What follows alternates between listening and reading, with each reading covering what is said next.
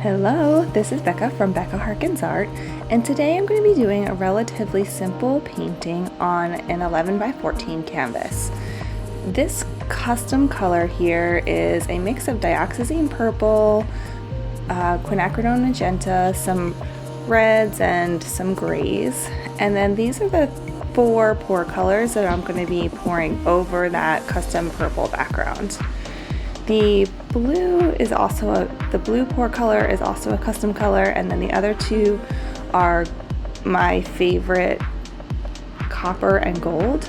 And underneath of those I'm going to pour white just to make sure that they stand out against this dark background. As I was pouring out the base here, I realized that I hadn't really fully mixed all the colors, and you can kind of see where they're swirling together, but ultimately it doesn't really matter. As I blow it out, you'll see that they just kind of blend together.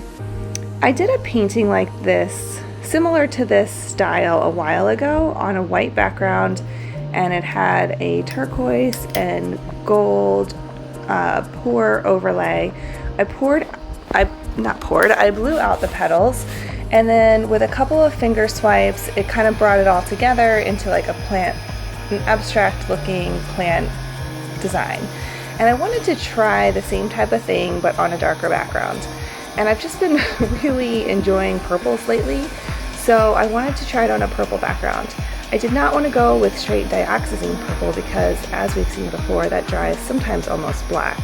And I really wanted the base of this to look like a dark plum color, but definitely not as dark as the Dioxazine Purple can dry.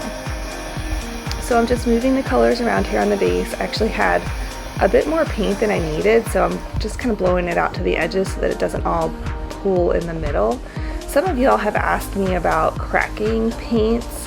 The only time that I've ever experienced my paint cracking is if I was using a poor quality craft paint, or if the paints were just too thick. That is the only time I've ever gotten cracking, and that has only happened maybe once or twice. So if you're using high enough quality paint and your paints are not overly thick or pooling in the middle, I think you should be okay. Next, I'm going to come in here with my blowtorch and just make sure that I get all the bubbles out.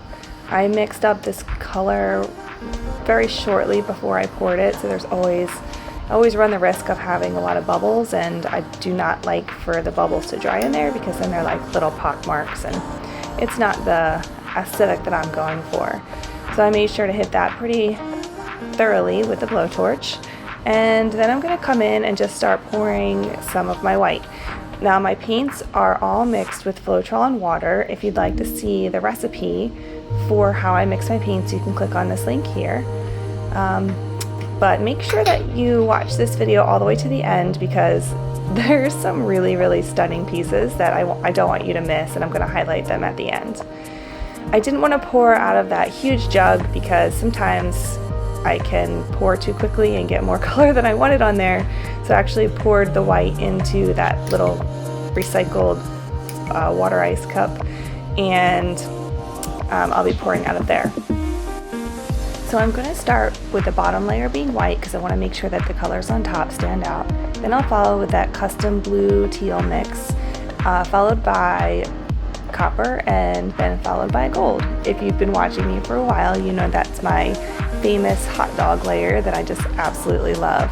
I love the way the copper and the gold mix with these turquoise blues. It's really pretty. It never gets old. I love it. So wait till the end, you have to see what it looks like.